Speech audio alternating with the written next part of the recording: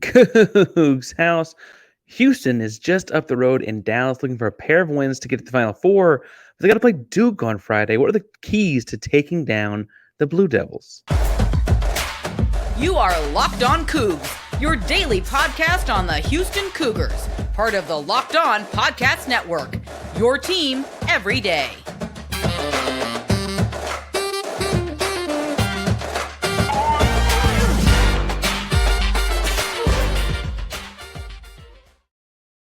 Welcome to Locked On Coogs, the daily podcast all about your Houston Cougars, and I'm your host, Houston-born teacher and coach, Parker Ainsworth. And whether you're a Houston fan or just a hater who came to stop by, thank you for making Locked On Coogs your first listen of the day. Hopefully you're listening to it as you drive up 45 to go watch this game or wherever you're at to go watch this game. If you want to join me in the conversation but don't know what to say in the comments down below, tell us if you're in the DFW for the game. I'm going to actually get to be in fan seats this time around. Look out for you, man. I have some stickers, that kind of stuff. Today's show is brought to you by Nissan, but more on that in a second. But we got a lot to talk about today as we get ready for this Duke matchup. I want to talk about some key matchup numbers in this game, some things that you got to keep an eye on. I'll talk about some guys you got to keep an eye on from Duke. Hint, it's a lot of them.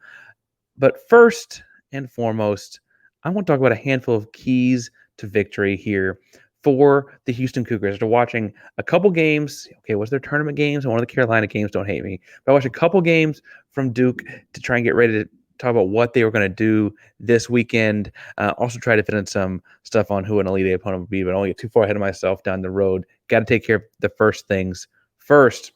And Houston's got three things they need to do strategically as keys to getting past the Duke Blue Devils. And the first is when Houston has the ball, they have to attack Kyle Filipowski.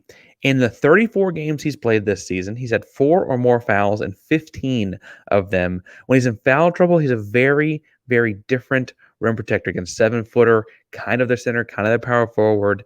Before he's in foul trouble, he's swinging, he's trying to swat at everything, sports center type blocks, etc. But afterwards, he's just trying to stay vertical. He's not a very strong, stout guy in the midsection, and so he's really a lot easier to score on at the rim afterwards. He also, again, will foul out of a game, too, if you make him. He's a big part of what they do on offense. His unique skill set is a big part of that offense, so if you can get him in foul trouble to where he has to sit, you got a whole different kind of fun as well. Getting Kyle Filipowski in foul trouble is a really important factor in this game. A couple different ways that Houston can do it, but another key to the game will come from one of those ways, and that's going to be that Houston has to attack the blitz with J1 Roberts, what's called the short roll. So Duke does what you call blitzing the ball screen a lot. They double the guy dribbling the ball off the ball screen, so they'll be trying to double Jamal Shead, and an easy way to beat that is two different things. One, you either attack the big man's hip, try to force him to either foul or retreat. That would be a way to get Kyle Filipowski in foul trouble. See point number one. The second way to beat it would be to have a great passing power forward. Oh, wait, we've got that in J1 Roberts. And then what you do out of the screen there is you actually get him a quick pass, little pocket pass through the middle of the blitz or over the top of it. We know Jamal Shead can throw that pass very well in both instances. And then he, in a 4-on-3 situation, will have a bunch of options because there are two guys on the point guard, Jamal Shead, who just had the ball. He'll have a quick decision to make in a 4-on-3 type situation. He'll have someone probably from the help side tagging the roll. So someone's open, someone's cutting, someone's screening. Houston does this pretty well when they have to. They did it really well with Jarris Walker a year ago. I know it's in the book for stuff to run. I just want to see them do it with J1 and get him involved in the kind of game where you could see him having like 8 assists on these types of actions because he gets the defense in rotation, he gets to beat things like that. Bunch of multiple. Again, I think Houston's got to have multiple options in these sets because they don't want Duke to kind of get settled on playing any one of them. And then, anyway, so that's two different things on offense Houston has to do to take care of business against the Duke Blue Devils. But the third thing is on the defense side of the ball, and I think Houston's got a big advantage on the defense side of the ball. We'll talk about that in our third segment on matchups and numbers and stuff like that. But one thing they know that Duke's going to do, no matter who's guarding who or what Houston thinks their advantages are, is they're going to run a various handful of things with Kyle Filipowski as a screener. He's a 7-footer. He shoots threes. He dribbles the ball well. He's a good offensive skilled player. And they're going to try and get him in picks to kind of get things changed up. He has a unique skill set for college basketball. Houston's got to do, what they've got to do to combat that is they need to limit the options, frankly, and hear me out here, by giving one away. Okay. Now, what they need to do is need to be prepared for a couple of different types of screens and a couple of different spots of the floor with a couple of different guards coming off of them. But basically, in each action, you want to kind of dictate what they're going to do by giving that thing away. So if you say, we want to make sure that Filipowski pops, then you're going to be in a drop coverage and you're going to be in a couple different things with the trailing guard and stuff like that to make sure the best option and read for Filipowski is to pop. Then the goal of this is, and work with me here, is once you know what they're doing, your secondary and tertiary rotations afterwards can be much faster, right? You know that if we're forcing Filipowski to pop, we're going to have some sort of a backside hedge on the roll or some sort of a guard retreat or whatever. Like, you can do different things. You can talk through what to do once you know what the action is going to result in, that initial action for Duke, whether it's at the 45, whether it's at the top of the key, whether it's along the baseline, just having things you want to force Duke to do and just give it to them. And then honestly, you bank on your aggressive physical defense to win out more times than not once you're right about what they're going to be doing. I would personally, in most cases, actually make him slip and roll. I think once he starts spacing the floor with his jump shot, you have trouble with driving lanes of other guys. I would recommend that than having key designated guys come over and tag the roller, come over from the help side and make sure the roller doesn't get penetration all the way to the rim.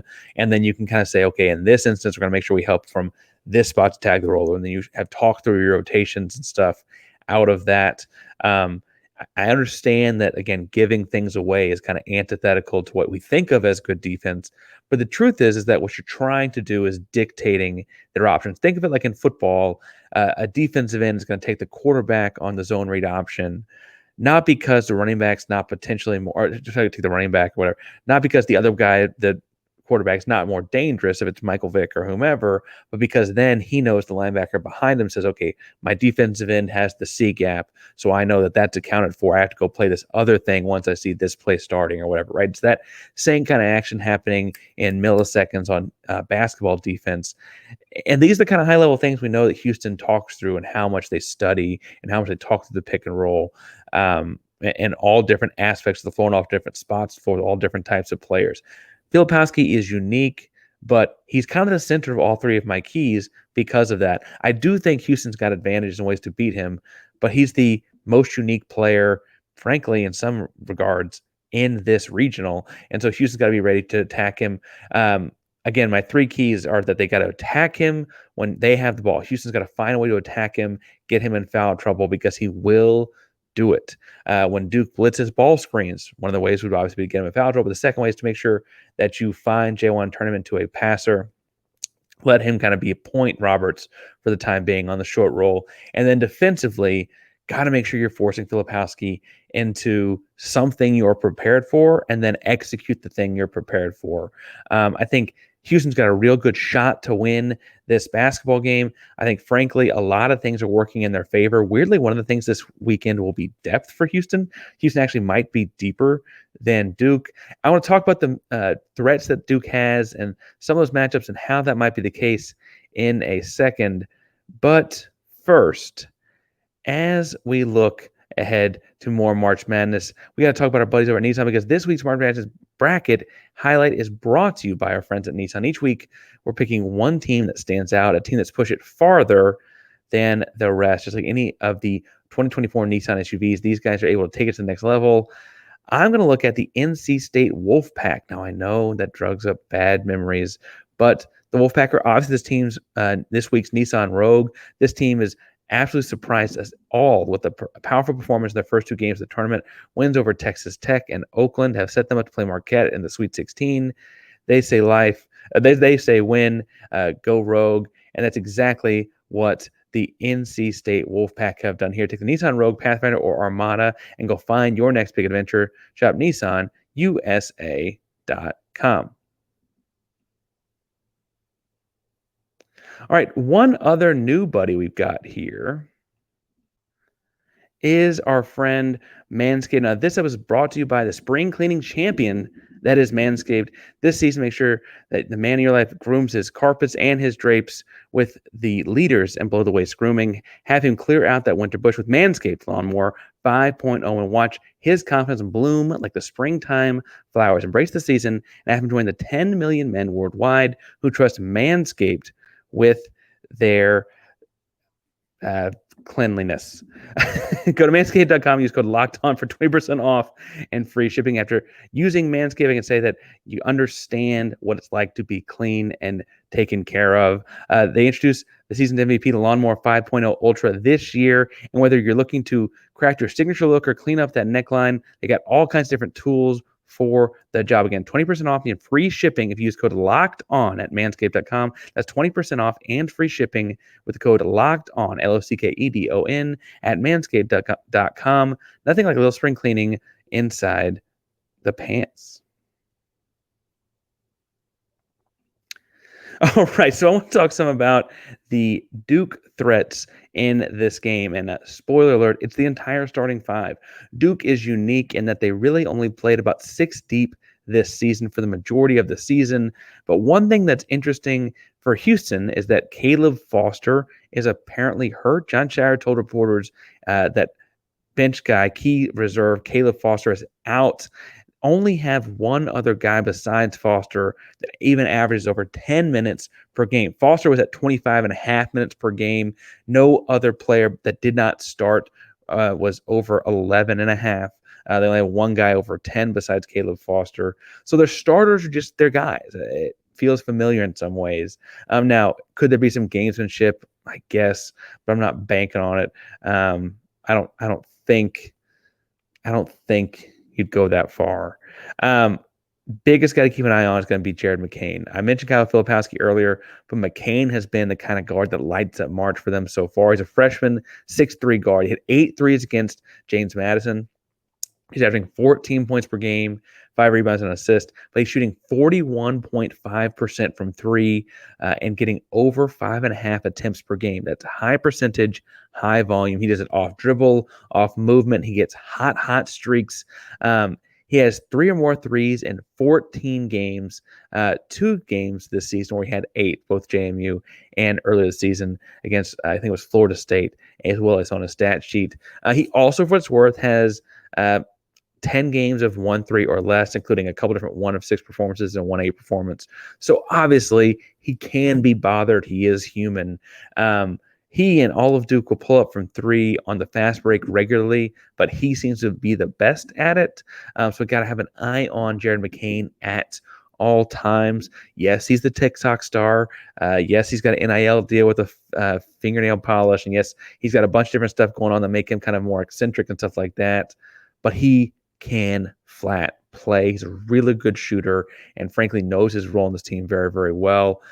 I think he gets the Jamal Shead matchup. I think he's that kind of talented. Houston's got to have a guy on him at all times. And frankly, if they can shut him down, they seem to shut down a lot of what Duke will do. I think Jamal Shead will frankly kind of play him like the freshman that he is. Obviously, the second big matchup, second big guy to keep an eye on, second big threat is going to be Kyle Filipowski. As I mentioned, the open talking about keys to the game, Filipowski's a 7-footer. He's averaging over 16.5 points per game, over 8 rebounds. When he gets the ball in the low post, he's got too many skills to not double. The key is going to be, where do you double from in the low post? He'll get a few of those. They practice too, right? I would double from the other post and go post-to-post monster.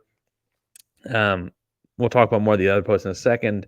But I think that's the best way to do it because of how many shooters they've got. You can't double down off of McCain, for example, or the guards. And I think because of the limitations on doubling down from the guard spots, you're actually going to see J1 Roberts on him, even though he's a 7-footer. I think most people would think that you put your center on a 7-footer out of the 2 big men they've got. But I bet he draws Roberts from a mobility standpoint. Roberts is better at playing along the perimeter and, frankly, a little more veteran, had a lot more minutes under his belt than Javier Francis. I think you kind of want that on a crafty guy like Kyle Filipowski. Again, he's just a smart basketball player, so you make sure you defend him with one as well. I think the Roberts matchup That would be my guess. The point guard, and you got to always keep an eye on who the point guard is. Jeremy Roach, at times in his long college career, I feel like he's been in college forever. At times has been the scoring guy, but on this year's Duke team, he's more of a true point guard. He's getting 14.0 points per game, but he's also averaging over 3 assists. He just kind of sets up everything they do. He's going to shoot 5 threes on Friday. I don't know where they're going to be. I don't know what time of game they're going to be in, but pretty consistently, he's shooting 4 or 5 threes in every contest. He's hit 4 of them twice. He's gone 0 for 4 times. But he's going to get his shots off. Other than that, he runs the offense. He'll take his open shots, but he's really looking for more of a distributor. I think because Jamal Shead's got to go cut off the McCain scoring happening, I think that you got to put LJ Cryer on Jeremy Roach. LJ Cryer is not being outsized by any stretch of the imagination here. And again, it's not a dynamic scoring threat, but Crier's also much evolved on defense this season. So I think that's actually a pretty strong matchup. Tyrese Proctor is a difficult matchup for a lot of teams in the ACC with Duke this season. He's the 6'5", stronger guard. He is shooting 36.5% from 3 on 5 attempts per game, but doesn't do all the movement stuff that McCain does quite as well. I'm not saying he'll never hit one of those, but he doesn't do it quite as well. He's averaging almost 11 points per game.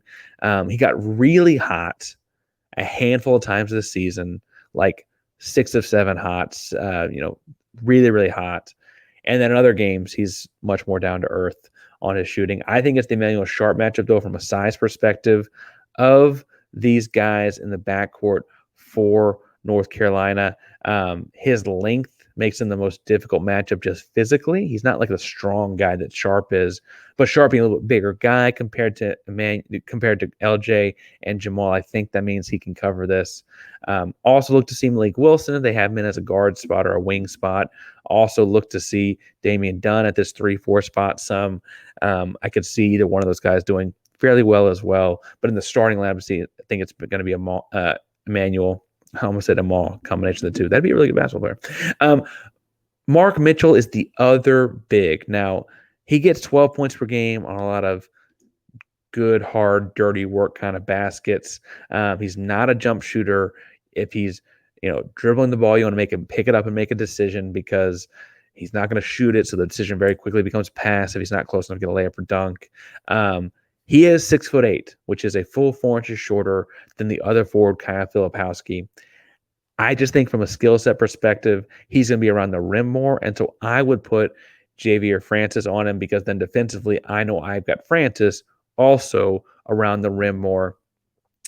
I think that's the key to that is can you have Francis at an arm's length where he can help up protect the rim, help on a double, but also get back to his guy. Because the way Mitchell plays, if that's the matchup, I'd imagine Francis gets 3 or 4 blocks in this game, right? Houston's got crazy high block percentages throughout basically since January against very good talent since January. And I think if he's on the Mark Mitchell matchup, he'll actually get to add to that as well. Now, I mentioned that Shire told the media that Caleb Foster is too hurt to play. He's done for the season and all of those good things. He did not go through practice, but did stretch on Friday based on what I'm reading on Twitter. So take that as you may. Caleb Foster is the only bench player to get over 11.5 minutes per game. And, he's a good shooter from distance, but not on crazy high volume. He's kind of a little bit of everything kind of guy and whatever. But he plays about 25 minutes a game as a 6'5", 200-pound guard.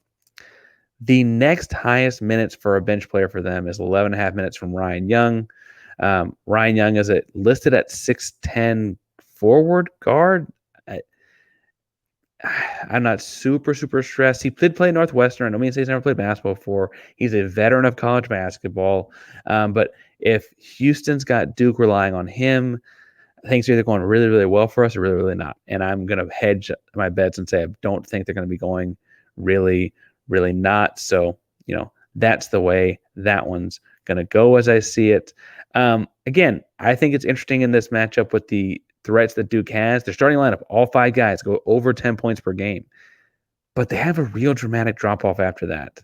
And I feel fairly confident in saying that makes me feel really good, frankly, that Houston's actually deeper than the team that they're playing.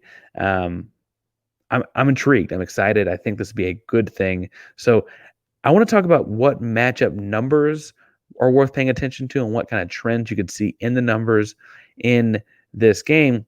But first, I mentioned I was going to the game with friends.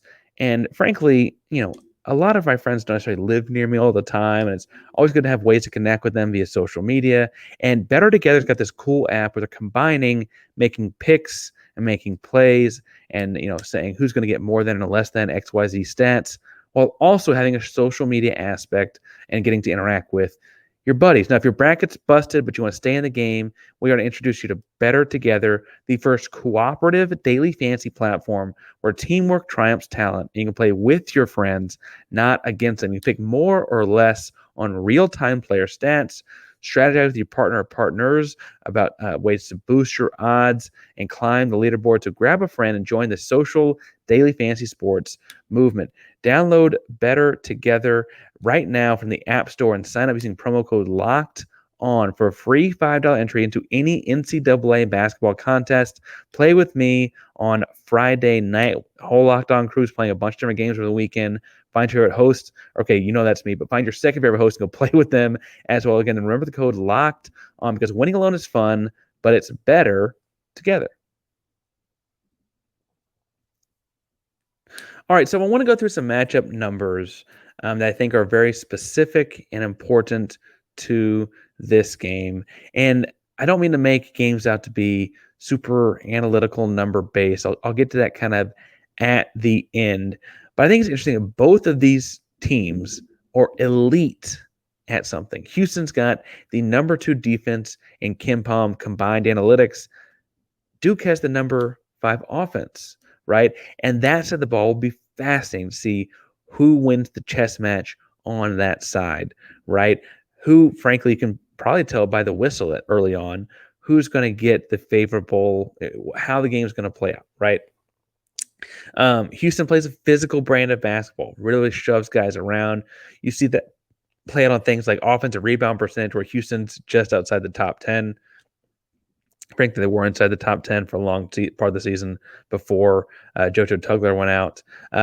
Duke's defense, though, has a great job of defensive rebounding. They're in the top 50 in the country in terms of defensive rebound percentage as well. So who wins that battle? I think I'm favoring Houston in that one. But again, that's an interesting one to pay attention to. On the flip side of those exact same numbers, Houston has number 14 offense. I think it's under discussed that Houston, from an analytical perspective, does have a top 15 offense in a combined analytic when you combine the analytics together for the combined analytics on KenPom. But Duke has the number 20 defense. I don't think their defense gets talked about a whole lot because everyone just kind of assumes that they're this high-powered scoring machine because they look at the number, like the raw numbers and things like that, right?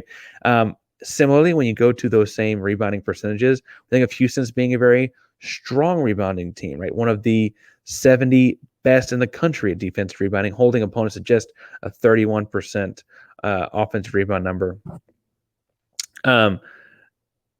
Respectively, Duke is actually better than people realize. They're in the top 80 in the country in offensive rebounds. Again, Kyle Filipowski is a unique athlete. Depending on what his matchup is, you may get a favorable rebounding guy there for them. I look at what Duke and Houston do, and I think that the one side of the basketball, the one side of the floor, we have an understanding of what's going to happen, but the other side may actually be more important. When Jamal Shead is orchestrating Houston's offense, what does Duke look like? How does Duke stand up to that? I think that's, again, a side where Houston's offense and their scheme maybe spend long shot clocks and so on, but I think it'll actually help them out.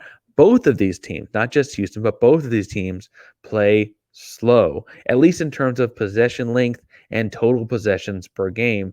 What's interesting to me is Houston, their year-long numbers are pretty slow, but they've been even slower since the JoJo Tugler injury, and that's because they're trying to play less possessions. There's my dog. They're trying to play less possessions in a game, right? And as they play less possessions in a game, theoretically, you're like missing JoJo less and less, right? Now, obviously, we'll see how this game plays out. Houston scored 100 points against A&M and gave up 95, right? So things can shift and change. I think Houston can win a lot of different styles of basketball games, but I think this is the kind of game we could see it be like a 65-60 kind of game. I think Ken Palm's got a 3-point win for Houston. You're seeing over-unders across the board at about 3 as our buddies over at FanDuel actually have a 4.5-point spread for Houston. So maybe they know something we don't know. A lot of people are seeing this go, though, as a game that's no more than a couple possessions, because when you look at it in a little bit deeper look, these teams are fairly comparable. I think Houston wins, and here's the deal. I was trying to find numbers to pull this out. I like to have quantitative data to back up what I qualitatively see. Right? I watched a couple of Duke games. I've watched Houston all year. Simply put, Houston's just tougher. I don't know what number to put on it. It's not an offensive rebounding number. It's not a getting the loose ball number. There's no single thing to pin it on. And I wish there was, so I could have some quantitative data. Like, no, look, see, I'm not just saying this as a homer. But Houston just plays tougher. I don't know what to say besides if you watch them. Every now and then Duke will kind of wuss out of something, right? There'll be a loose ball where they just start playing defense, or, a rebound that they short arm a little bit, or, you think about alligator arms for a receiver going over the middle. It's a lot of those kinds of stuff. And it's not every play. And I don't mean to say it's every guy. I don't mean to say it's all the time, but it does feel like there are moments like that out of Duke when I haven't seen one of those out of Houston in years and years. And I think that's the thing that ultimately, with so many of the other numbers being so close and so comparable, makes me feel fairly confident in picking Houston. Not just because you and I both like Houston, but because I think Houston's really going to win. Although I will say I did wear my, it's powder blue, Houston versus everybody, but for the sake of Duke fans listening to this, it's Carolina blue. Does that make you feel better? Maybe not. All right. Talking too much trash. I will say I'm going to be at this game as a fan. I got a fan ticket. I got invited with a buddy. Going to be a fun time. More on that via social media on Friday, because I'll be talking about it. You can find me on all platforms of social media at Ainsworth512. It's going to be one to enjoy. It's going to be a fun game on Friday night. It's the last one to wrap up kind of the dessert of the Sweet 16. Tips off at 8:40 Central Time. So if you're unable to get to the game, tickets got really expensive really fast, honestly. So I'm sorry about that. They just did. But if you're unable to get to the game and watch it on TV or your local sports bar or whatever, make sure you go. It's 8:40 p.m. That is late, but have that afternoon cup of coffee and stay up. It's going to be a fun one to watch. Thank you again for making Locked On Coogs your first listen of the day. As sitting in the fantasy, trying to find a way to do Cougars After Dark after the game's over, maybe a little challenging. We'll see. But more on that again on social media at Ainsworth 512 PAINSWORTH 512 on all social media platforms. Locked On Coogs is your number one daily podcast on all things Houston Cougars. Again, we appreciate you making us your first listen. We're over 2,100 listeners, looking to get to 2,500 soon. So hit subscribe. Help us get there on the YouTubes or wherever you check us out. Locked On Coogs is a proud member of Locked On Podcast Network. That is your team. Our Cougs are number one Houston Cougars every single day. Go Cougs.